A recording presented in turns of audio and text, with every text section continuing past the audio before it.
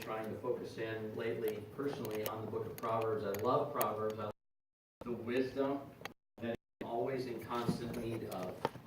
As a father, as a husband, as a pastor, in every area of my life, I crave God's wisdom. I need it. And I do often feel like Solomon, where he says, Lord, I feel like a little child. I don't know how to go out or come in. I don't know how to lead this people that you have put here. And so, Lord, I need your wisdom. And many times has a way of backing us into a corner, and I think the Lord sees to it that situations come we cannot handle on our own. And so we're driven back to him to seek his wisdom, to seek his grace, to seek his help. And I've been finding that in the book of Proverbs. And so Proverbs 14, we're just going to read one verse tonight. One verse, one proverb, number 4. Proverbs 14:4. Where no oxen are, the crib is clean, but much increase is by the strength of the ox. Now that's random, isn't it? But I think it'll be a blessing to you. So the question tonight is, what's a clean crib worth? What's a clean crib worth? Let's pray. Father, thank you for your word. Again, bless it in Christ's name. Amen. I grew up on a little farm, hobby farm, you know this, but we didn't have any cattle of our own, but our neighbor had some, and I'm pretty familiar with the concept of keeping animals in the barn, and you've been through barns before, maybe at the fair or somebody's house, and you've seen where horses and cows are kept in their stalls, and on the ground there's usually some straw, and you got to put straw down, and it's not really for food as much as it is a place for bedding and to absorb some of the mess that the cattle will make in there, because they say you can't really house train a cow. They just kind of do their business whenever and wherever they please, right? Just like babies. But so at least every day you have to go in there and you got to change out the straw. You got to scoop it out. You got to haul it. You got to dispose of it somewhere and then lay down fresh stuff. And we used to do the process with our chickens, which is quite possibly the nastiest memory I have of growing up on a farm. So there was nothing worse among all the chores, all of them, than cleaning out the chicken coop. And they are just the nastiest birds, because you could go in there and you could lay down these beautiful cedar chips everywhere, and it smelled nice and looked nice. And in no time flat, they had turned that nice floor of cedar chips into a packed down slab of chicken poop. I mean, it was gross in there. And the smell, to be honest, I struggle sometimes eating chicken today because of how that has scarred me for life. And one time it got worse because a huge skunk broke into our chicken coop and killed a bunch of the chickens and stuff. And before we could get it out, it sprayed all over the place. And so then, in addition to chicken smell, we had skunk smell in that shed. And it was awful. And the best we could do to clean it up, it didn't help. And I hate raising chickens. I can't do it. I know you save money raising your own. I know it's better quality. You know what they're eating and all that stuff. But to me, it's just not worth the hassle. It's not worth the mess anymore. And, my dad, he still raises them sometimes, but he tore down that old smelly shed, and he puts them in a new one, and he only gets like half the birds that he used to get when we were there. This proverb here, Proverbs 14:4, it's obviously has its roots in farming. Every farmer knows how much work is involved in owning cattle. And if you have oxen, the oxen need food, they need shelter, then you got to clean up after them day after day after day, and they're expensive and they smell. Anybody ever been around a cow farm before? Okay, they smell. Why do it? Why do they even own oxen? If not for those oxen, the barn would just stay fresh and clean and nice all the time. Well, here's why they put up with the mess. Much increase is by the strength of the ox. So there's a trade-off there. Can you imagine how hard it would be to plow a whole field by hand? You ever tried to till your garden before? I mean, I've got one of those gas-powered tillers. They didn't have those back then, okay? So if you were a farmer and all you could do is you had hand tools, you had shovel, okay, go turn over all the soil in this field with a shovel. Yeah, you can't do it. It would just take forever. It's impossible. But you strap on a couple of beasts to a plow, and you get behind those things, and they chisel their way through that field, and they can plow it up, and you go a furlong. It's the length of a furrow, okay? And so they go that length, and then they come back again, and they plow the field with a yoke of oxen. And so today, we've got tractors and tillers and all that stuff. But how would it be possible to take on a whole field, to grow enough crops for your family to eat, to store up for the winter, to have seed left over for the next season, and some to sell at the marketplace, hopefully? The only way to do it is more muscle. You got to have some oxen. And so the benefit that you receive by having the oxen outweighs the cost of having to feed and clean up after them. That makes sense, doesn't it? That's why. Now, I know we're not farmers in here. Nobody is. But you can understand the concept. Maybe the closest thing that we can relate to is the necessity of owning a car, owning a vehicle. You ever thought about how much pain it is to own a vehicle? It's awful. I mean, there's oftentimes monthly payments you got to keep up with. You got to pay insurance premiums. You got to pay for tag renewals. There are flat tires. There are faulty sensors. There are burnt headlights.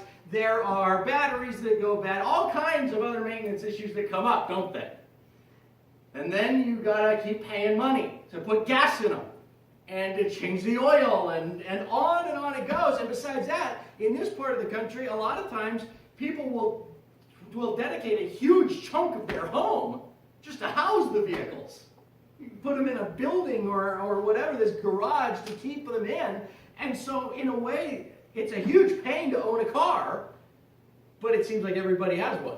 Everybody that can afford one anyway chooses to have a vehicle, or two, or three. I mean, why all that headache? Why go through all that hassle and expense? Because a vehicle is a great asset in your life, isn't it? It helps out a lot. If you didn't have that kind of transportation to get around, you probably couldn't work the job where you work, right? You couldn't run the errands that you have to do. You'd have a very hard time getting yourself and your family to church, okay? It can be done, but it's not easy in this go-go, fast-paced type of world that we live in. And again, Karen, think about it. If we didn't have cars, I mean, I hate squeezing in between the cars in my garage. I hate it, especially this time of year. They're dirty. And I'm in my dress clothes or whatever, and I got to squeeze in between, and I get all the stuff on me, and I don't like cleaning up the water that they leave on the floor when the ice and the snow melts off of them. I mean, I have all kinds of room in my garage for projects, and Karen would say, I want this section here for storage. I got shoes or something that I want to put over here. And we'd have all that. Think of the possibilities. But then again, if we couldn't get around, and I couldn't get to church, and we couldn't do everything that needs to be done for ministry, I probably couldn't keep this job. I'd lose my paycheck. We couldn't have a garage. We couldn't have a house for that matter. I mean, it's one of those things where the benefit outweighs the cost. And one more example. How about computers? Everybody love computers in here? And technology and stuff, all right? They're supposed to make our lives easier and simpler, but it doesn't always work that way. It just doesn't. I hate relationship with technology. I come in, and it seems like she's always beating on a printer or something and saying, just work, you stupid thing, I mean, what is the problem here? There's internet connections, and there's hard drive problems, and software problems, and there's just frustration and expense and all that. Well, you know what? There are some jobs, like, I look at my job, it'd be awful tough to do what I do without a computer. Not just for sermon work, but to track expenses and to budget and to print out flyers and notes. And, I mean, it could be done, but it would be much, much harder. And so when you weigh it all together, it's worth dealing with some of the frustration. Now, Proverbs 14:4 is just purely a wisdom proverb, right? There's no larger context here. There's no bigger idea that he's driving at. It's just a true statement that you can take and then apply to a lot of different areas of life. It's about making wise choices in our investments, in the way that we invest our time or our resources or our energies. It's about how to know the worth of things and being able to weigh out the pros and cons of a potential investment. So for every decision in life, there's consequences. You get that, right? It's kind of like a law of physics. For every action, there is an equal and opposite reaction. And it's kind of like that with life decisions. You make a decision, there will be consequences as a result of it. There's always a trade-off.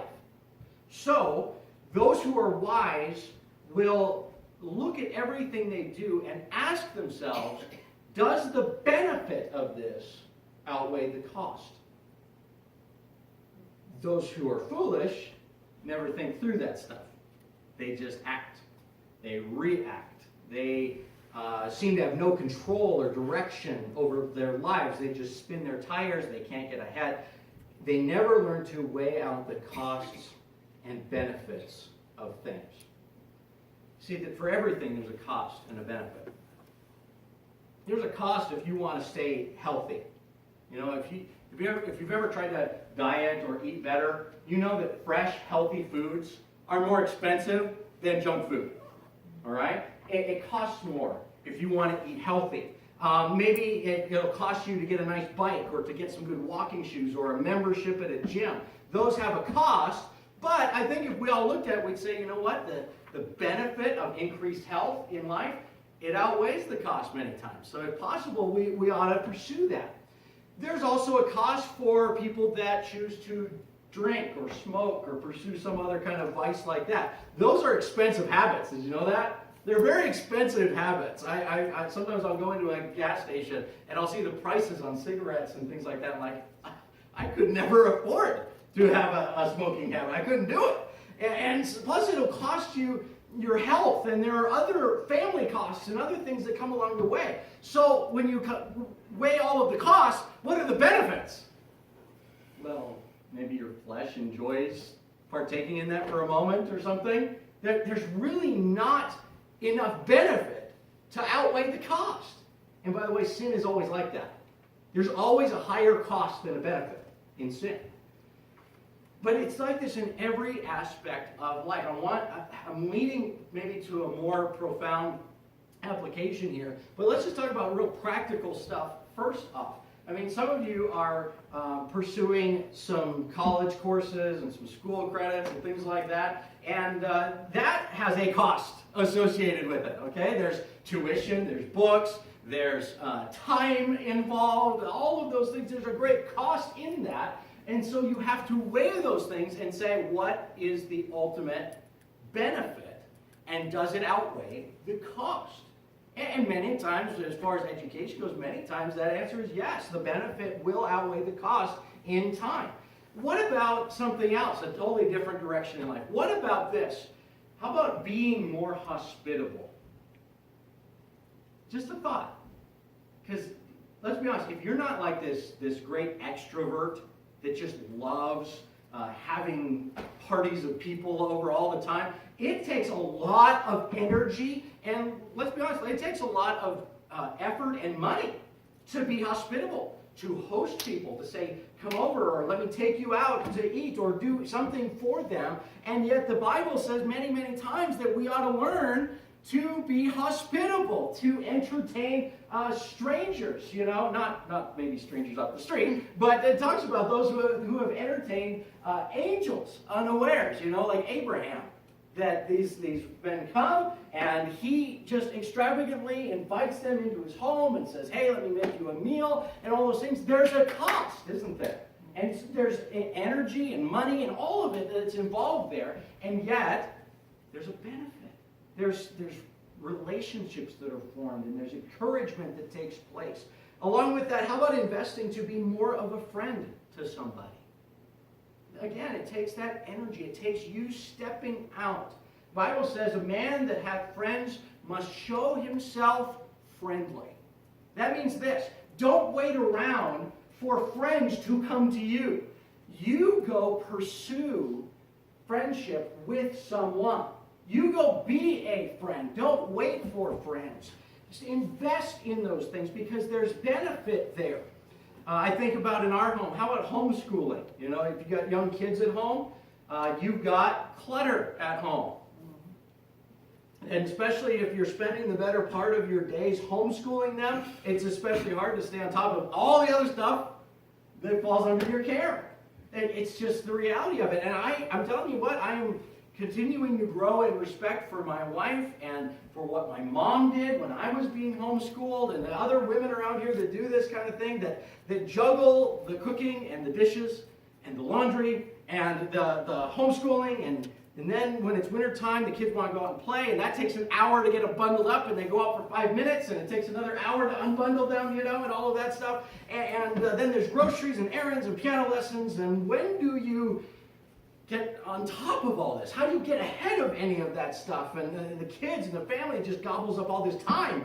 And so some things stay a mess, and that makes it hard to be hospitable, like I just was talking about. It just kind of ripples out.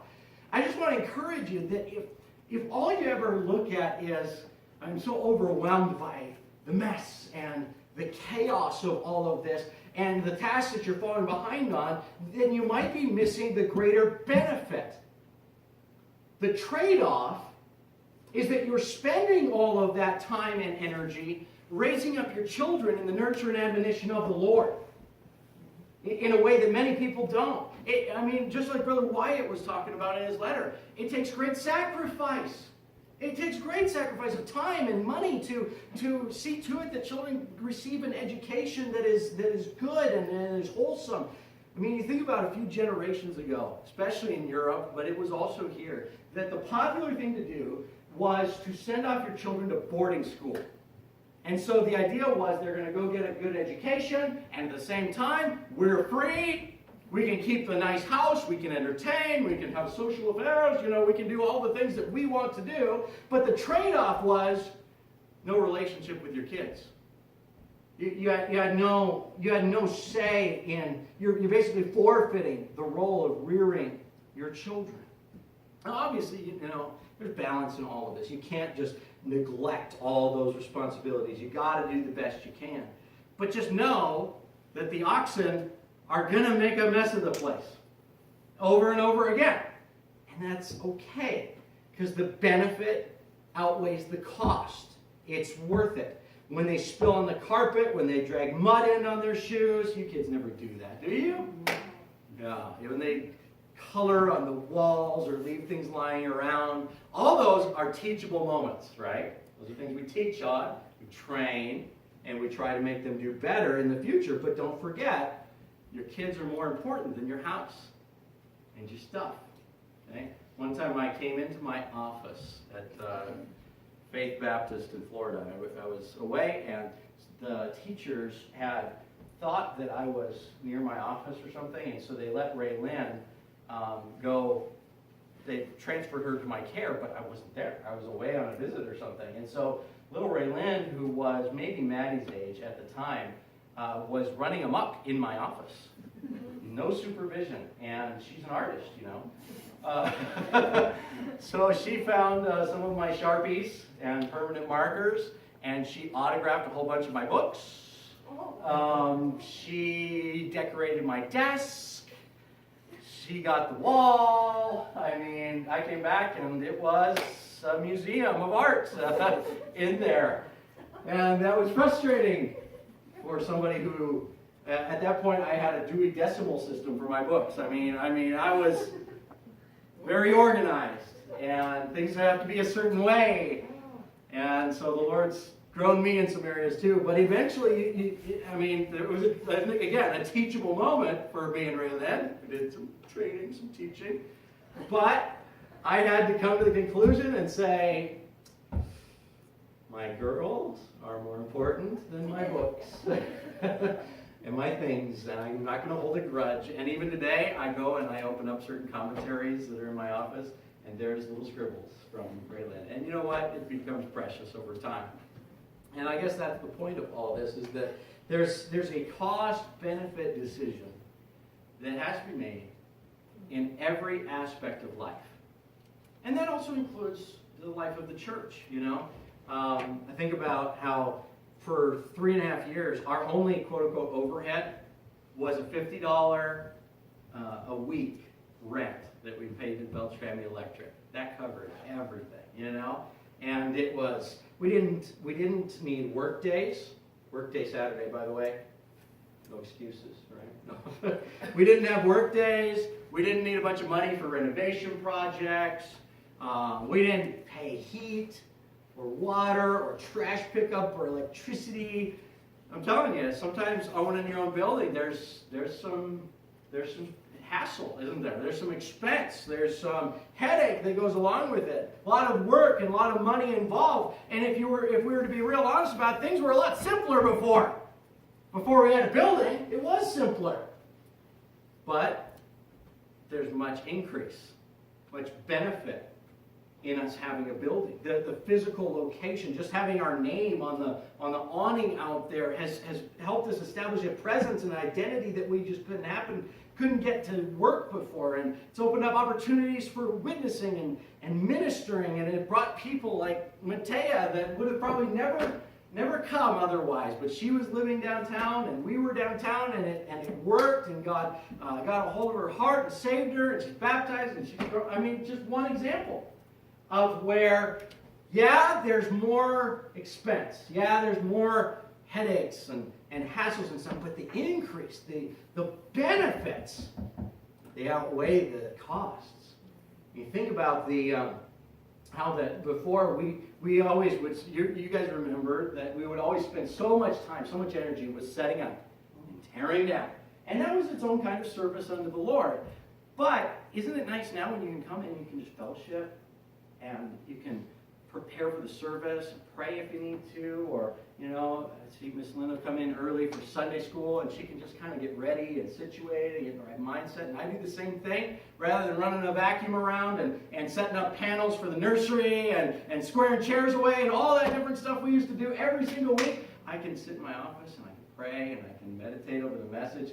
I'm telling you, there's benefit. There's benefit to what we have done here, and there's a cost, but it's worth it. And, you know, I'm just trying to be practical tonight. This is just a practical wisdom proverb. And you know, we want the building to stay nice, don't we? Mm-hmm. We do, and it's God's house, and you don't yet, even in all of our wanting it to stay nice, don't forget that it is just a tool. And let's never get so preoccupied with the condition of the building that we're more concerned about that than the people that occupy it. The ministry is about people, not a building. And so if the kids, you know, put smudges on the glass to the point where we've got to wash it 4 times a week instead of once or twice a week, I'm telling you, it's worth it. And I don't encourage artistry in the hymnals.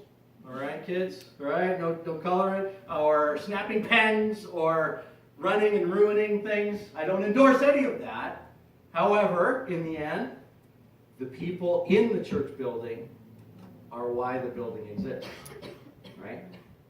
And if there's a cost involved, be certain that those eternal benefits outweigh the material cost. I'm also, you know, we think about how we spend money and time on outreach. We do wintertime not quite as much, but in the summer, I mean every week. And we're advertising for VBS, and we're doing this, and we spend money on VBS decorations, and we go all out, and we spend money on websites and 100 other little things all over the place, but it's worth the cost. I'm praying about hiring an intern to help out for the summer, and that's going to involve some cost. But I believe it's an investment that both for our church and in that intern's training that could be invaluable in light of eternity. And we'll talk more about that later. But eternity is the key to make sure that the trade-offs that we're making in life will make an increase in eternity. It's about investing in the kingdom of heaven, because those kinds of investments are always worth it. It's always worth the extra energy. and the extra dollars and the extra time. It's worth it all. For everything we do in life, there is a trade-off. So the question is the benefit of this worth the cost? Sometimes that answer has to be no. Sometimes it's yes. And that's where wisdom comes in, right? But when we're dealing with questions like this eternal work of winning souls and the work of Christ, is it worth the material cost that we're putting into it? The answer is always yes. It's always yes, because you cannot measure the worth of even a single soul in earthly terms. Remember what Jesus said in Matthew 16:26?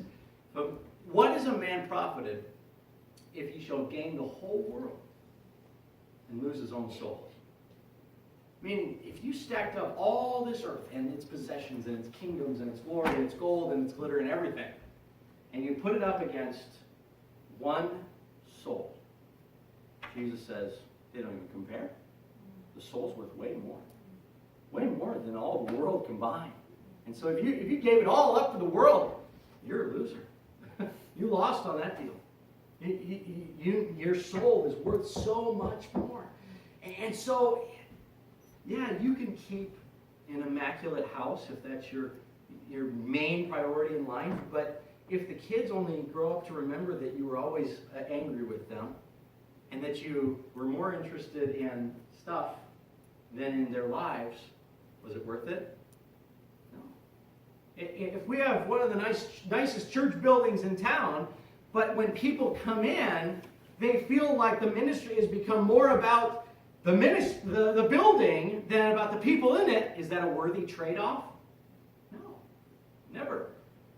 If we, who are more introverted, isolate ourselves and never spend that extra time or energy to invest in friendships with others, that does make life simpler. I'm just telling you as an introvert. That makes life simple, doesn't it? Yeah, it takes all the drama away and all the messiness and it's all that.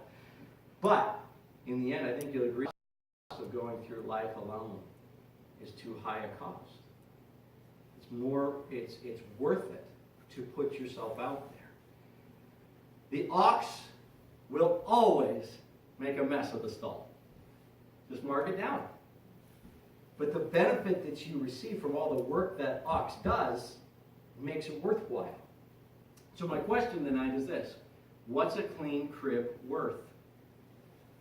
Is it worth giving up all the increase that could have come by just putting up with the ox? I say no. It's not worth it. So we deal with the mess. So having the cleanest barn around isn't all that important in the grand scheme of things. Here's what we do. Instead of looking at the barn, put your focus on the fields. There's work that needs to be done. The field is white unto harvest. And sometimes in doing that most important work, the work of eternity, there will be a cost involved. But the cost will always, always be worth it in the end. But you didn't know all that was in that verse, did you? Should we read it again? Proverbs 14:4. Where no oxen are, the crib is clean. But much increase is by the strength of the ox. What's the cost? What's the benefit? Let's use some Bible-based wisdom to make decisions about which direction we ought to go. Let's pray. Lord, I thank you for just the practical wisdom in the book of Proverbs and for helping me